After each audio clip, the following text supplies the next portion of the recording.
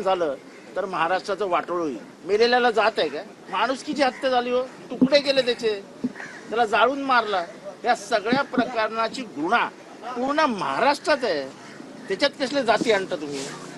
त्याच्या criminal links आहेत, राखेचं राजकारण, तिथल्या सगळ्या धंद्यांचं राजकारण, तिथे आजपर्यंत झालेल्या सगळ्या हत्या, त्या हत्यातले आरोपी, या सगळ्यांची चौकशी झाली पाहिजे.